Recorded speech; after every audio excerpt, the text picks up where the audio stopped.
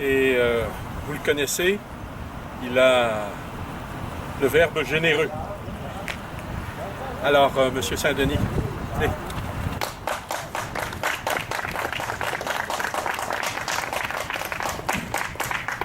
Nous pourrions faire quelques mises au point. Il faut retenir en une phrase que Ville-Marie est une fondation religieuse grâce à Jérôme Le Royer de la Dauversière. Voilà. Vous avez, près du monument de l'Or, le drapeau de l'Amérique française.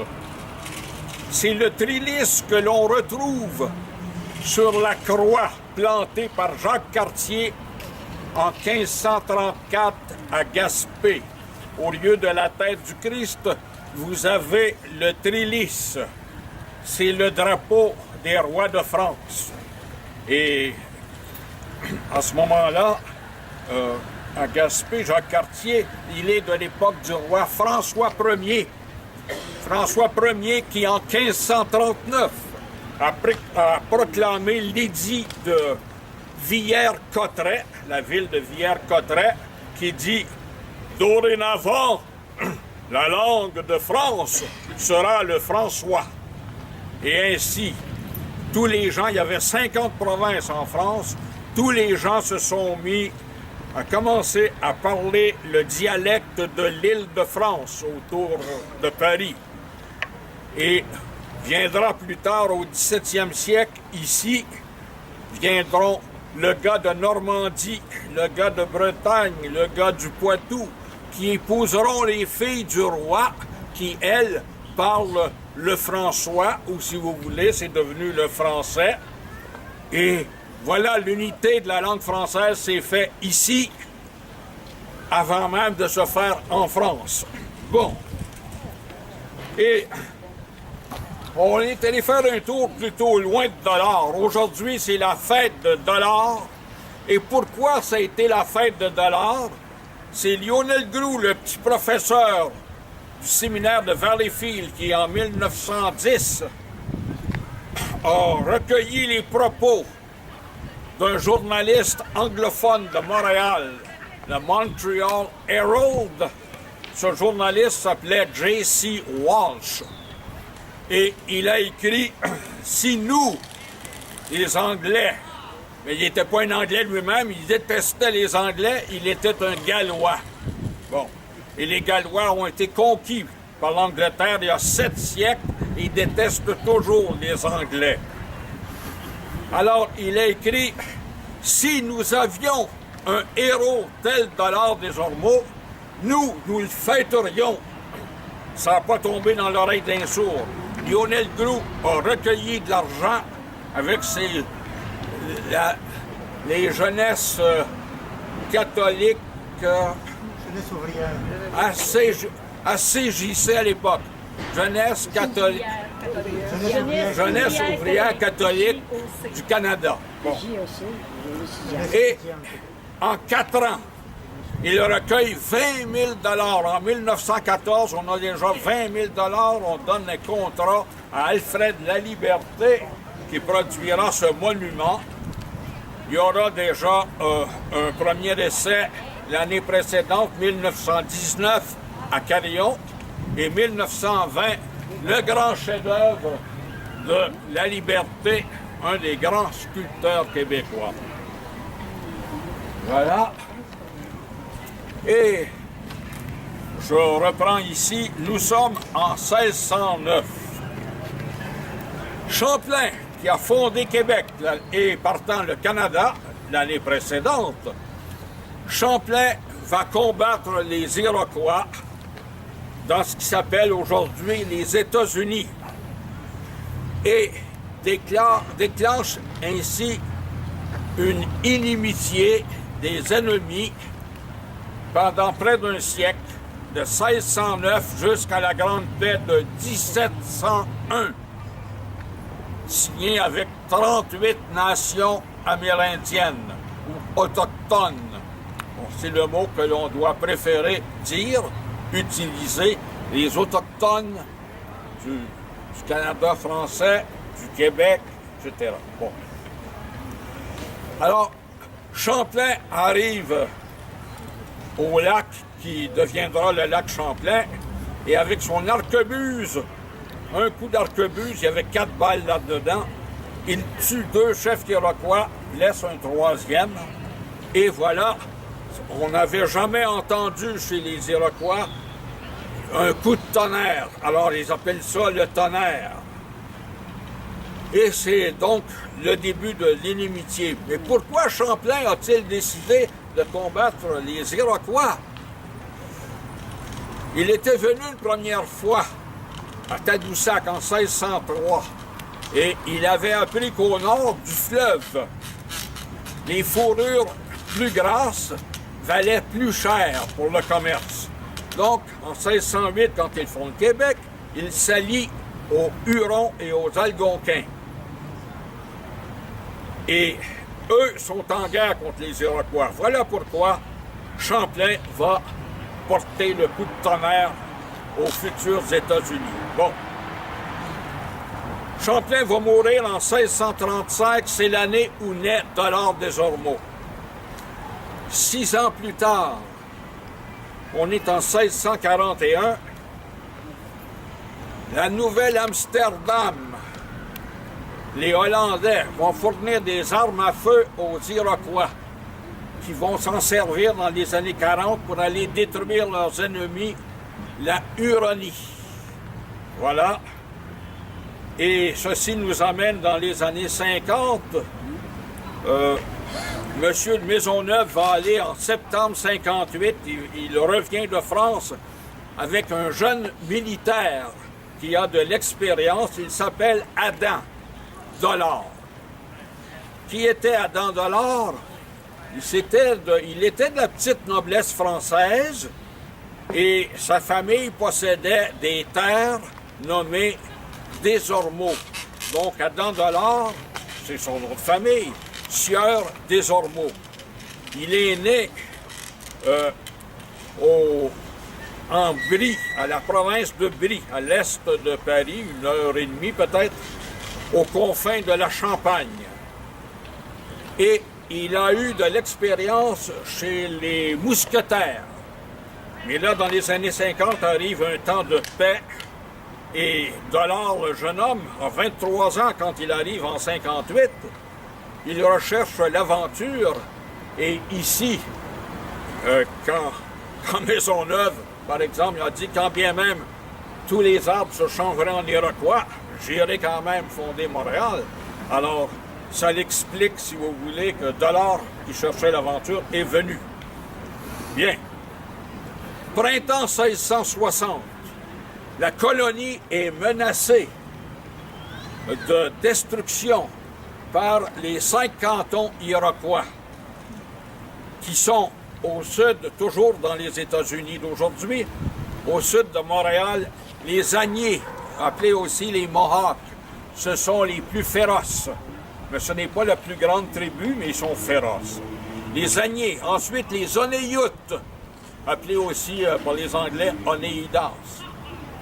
Les Onontagués, vous êtes rendus au bout est du lac Ontario, devenu aujourd'hui Kingston.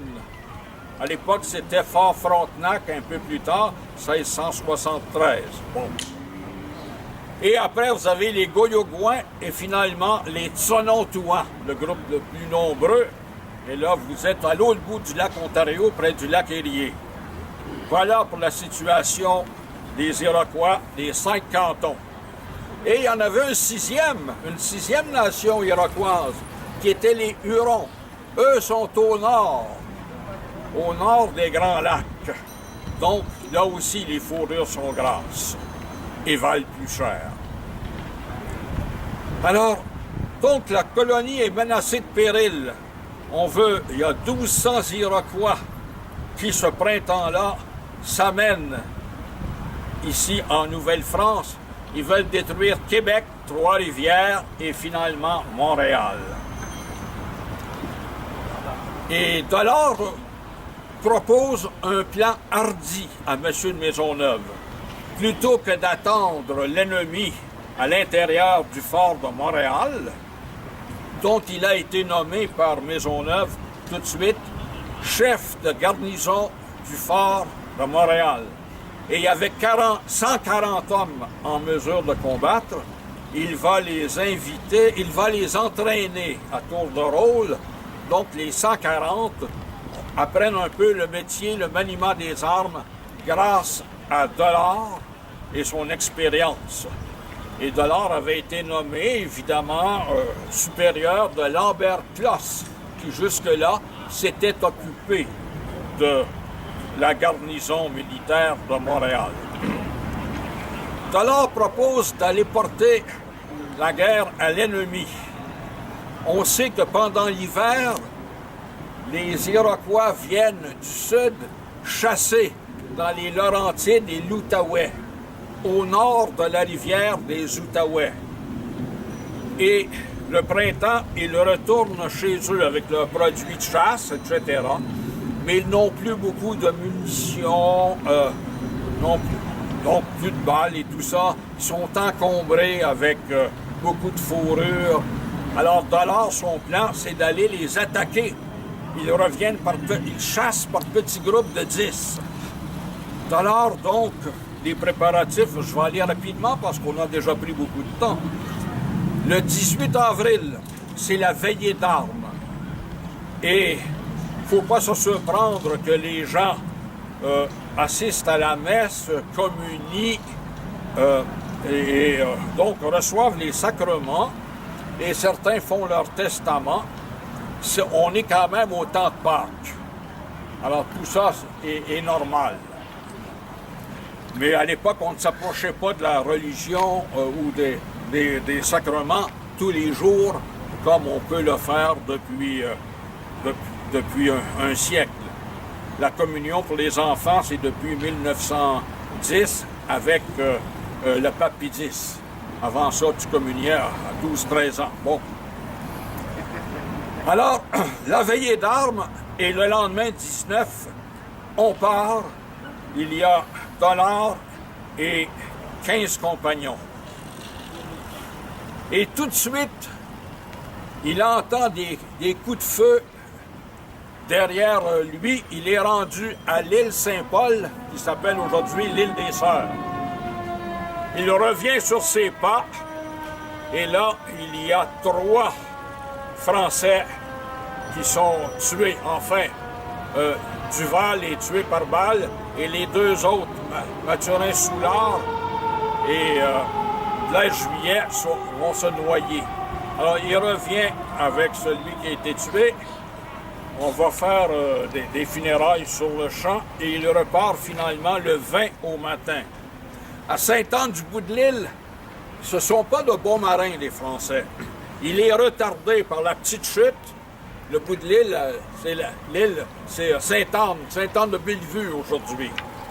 Alors, il est retenu par la petite chute et les glaces pendant 8 jours. Finalement, quand il peut se rendre à Vaudreuil, Rigaud, et finalement, ça n'existe pas encore, Vaudreuil et Rigaud, là, mais ça viendra. Il va se rendre au Lonceau. Il arrive le 1er mai. Malheureusement, c'est tard. Il voit bientôt poindre 2 canots. C'est l'avant-garde des Onontagués, la 3e des nations iroquoises. Les Onontagués. Alors, ils vont faire le feu, mais en désordre un peu, ce qui fait qu'ils ne les tueront pas tous. C'était plusieurs dans ces 2 canots. Donc, ils vont se sauver dans les bois et aller avertir le gros de l'armée des Onontagués. On dit qu'ils étaient 250. Certains textes au 19e siècle parlent de 300. Il y a certaines exagérations dans les textes de l'abbé Fayon, l'abbé Ferland. Et bon, alors, voilà. Mais ce qu'on voit bientôt poindre, c'est pas les petits groupes par 10 qu'ils se proposaient de détruire à leur retour de chasse. Ils sont déjà réunis. Et ce printemps-là, comme ils avaient fait un plan d'aller rejoindre les autres qui arrivaient par la rivière des Iroquois, nommée aujourd'hui rivière des Richelieu, du Richelieu, alors Donc, ils sont déjà 250 et peut-être jusqu'à 300. Alors, pendant 3 jours de temps, là, du 2, 3, 4 mai, il y a des attaques nourries et qui reviennent. Et chaque fois, les Français vont repousser ces Iroquois-là qui avaient d'abord demandé « Qui êtes-vous » Et Dollard avait fait répondre « Nous sommes 100 Français, Hurons et Algonquins qui allons au-devant des nez percés. » Mais les historiens ne savaient pas qui c'était sur les nez percés. Mais avec le temps, on a fouillé. Il s'agissait des Outaouais qui se perçaient le nez. Voilà. Alors, et on les attend depuis 2 ans, les fourrures. Les Iroquois venaient les intercepter et on pouvait pas, les nez percés ne pouvaient pas descendre leur fourrure et venir pratiquer le troc à Montréal ni à Québec. Alors le combat dure pendant 3 jours de temps. Les pertes s'élèvent du côté des Iroquois qui, un peu désespérés, envoient un canot chercher du renfort aux bouches du Richelieu. Qu'est-ce que c'est que les bouches du Richelieu? C'est aujourd'hui la ville de Sorel. Et il y a là 500 Agnés et 50 Onéyoutes qui vont remonter. Mais ça fait une trêve de 5 jours. Et pendant ces 5 jours-là, Dollard et ses compagnons vont davantage se barricader. Ils vont construire une 2e palissade à l'extérieur, vont abattre des arbres. Il y a 15 pieds entre les 2 palissades. Alors, des arbres qui vont s'enchevêtrer pour servir d'une meilleure protection. Et là arrive le gros de l'armée iroquoise. Donc, on parle de 800 combattants, moins quelques-uns qui sont déjà tombés sous le feu français ou les flèches huronnes et algonquines. Alors là, c'est les attaques massives qui reprennent. Encore pendant 3 jours de temps. Il y a un des textes, certains écrivains vont dire 8 jours, c'est beaucoup. Mettons 3 jours, ça nous amène au 11 mai. Et là, découragés, les Iroquois parlent de repartir. Mais ils vont faire appel à leur honneur et jeter des bûchettes. Qu'est-ce que c'est? C'est que les plus braves qui vont recueillir ces bûchettes-là, les placent devant eux, de la gorge aux cuisses, c'est une protection, une cuirasse, un genre de bouclier, et ils vont foncer les premiers vers le fort. Et là vont s'empiler, évidemment, les cadavres iroquois, de plus en plus. Les textes des historiens qui exagèrent le plus vont dire il y a un tel amoncellement de cadavres que les autres Iroquois derrière vont pouvoir gravir jusqu'au haut des palissades et sauter dans le fort. C'est un peu forcé l'affaire. Mais disons qu'ils vont se rendre jusqu'aux palissades avec leurs haches, ils vont abattre. Et quand un poteau, quand un pieu cède, tout de suite, il y a un Français qui saute là avec l'épée d'une main et le pistolet de l'autre, et il va vendre chèrement sa vie. Dans les derniers recours, là, on voit que le nombre est trop grand. Alors, qu'est-ce qu'on va faire? C'est Dollard va charger un mousqueton jusqu'à la gueule. Certains historiens ont parlé d'un baril de poudre. C'est plutôt des mousquetons qu'on avait. On n'a pas transporté des gros barils de poudre là-bas. On s'en allait attaquer des petits groupes de 10 chasseurs à la fois. Non, ce sont les gros mousquetons. Il y avait des fusils, les plus gros, des mousquetons. Au temps de Champlain, c'était des arquebuses.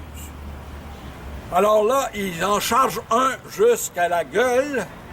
Il met une fusible au bout pour faire long cours. Il va le projeter par-dessus la palissade pour qu'il éclate parmi les Iroquois et fasse grand tort. Malheureusement, les arbres qu'ils avaient abattus pour se faire une palissade il y a une des branches de ces arbres-là qui va arrêter le mousqueton, qui va revenir en boomerang dans le fort et éclater à l'intérieur, brûlant les yeux de certains Français, les étourdissant, peut-être en tuant quelques-uns. Alors, voilà, le dernier recours de Dollard n'a pas fonctionné. Il sera un des premiers à mourir en combattant face à l'ennemi, en héros. Et là, les autres, voyant Dollard mort, vont se dire, ça va leur redonner courage. Tous les autres Français vont continuer la devise de Dollard jusqu'au bout. Et jusqu'au bout, ils vont lutter. On en a 10. On sait par les Hurons qui vont se sauver et venir faire des rapports pour la suite. Il y en a au moins 10 qui sont morts là, 4 autres mortellement blessés, et les 3 derniers que tentent de réanimer suffisamment les Iroquois pour martyriser. Les recherches de l'archéologue Lee vont dire, entre autres, vont montrer qu'il y avait eu de gros pieux installés, mais c'était surtout les Hurons. Pour se venger, les Iroquois vont brûler des Hurons aussi. Et, très important, Radisson, qui va descendre 5 ans plus tard, va voir les lieux calcinés du fort et les cadavres aussi calcinés, encore attachés au gibet, aux potences. Alors, résultat, double, ce n'est pas une défaite des Français, c'est une double victoire qu'il faut plutôt comprendre et célébrer. La fête de Dollard, ce n'est pas pour rien. Ainsi, en tenant tête aux Iroquois, ceux-ci vont se dire, c'est cité dans les textes du 17e siècle, si un si petit nombre de Français nous a tenu tête à un tel point, qu'est-ce que ça sera si on va attaquer Québec, Trois-Rivières et Montréal? Et comme c'était leur habitude après un combat, les Iroquois, les Autochtones rentraient toujours dans leur bourgade. Alors c'est ce qu'ils ont fait, ils sont retournés chez eux. Donc, résultat, ils ne sont pas allés attaquer Québec, Montréal, Trois-Rivières. Bon. Donc la colonie est sauvée. Elle est sauvée, mais elle est encore en péril. On n'a plus de marmite, on n'a plus de sel, on n'a plus de provisions, on n'a plus de balles, on n'a plus rien. Arrive Radisson et son beau-frère des Groseilliers qui descendent au mois d'août avec une fortune. On en parlait au départ de 100 canots, d'autres historiens ont dit 60, et finalement, dans mes recherches, moi, je me suis arrêté à ce qui est plus probable, 80 canots chargés de fourrure qui valaient 200 000 livres tournois. Je répète que la livre tournois valait plus que la livre sterling d'Angleterre. Donc c'était la fortune qui arrivait là avec Radisson. Malheureusement, il y avait un gouverneur qui souffrait de microcéphalite. Il avait un petit cerveau, il s'appelait d'Argenson. Alors, comme Radisson n'avait pas de permis, on l'a emprisonné, on lui a fait des misères. On a pris toutes ses fourrures, par exemple. Ce qui fait que quand Radisson a pu être libéré, il est allé offrir ses services aux Anglais. Et là, ça devient 10 ans plus tard, 1670, il est le fondateur de la Compagnie de la baie d'Hudson. Vous voyez où ça s'en va. Mais je laisserai la suite à l'ancien ministre Le Hir. Donc, double victoire. La colonie de la Nouvelle-France est sauvée. Merci Dollard. Honneur aux premiers patriotes de l'Amérique française.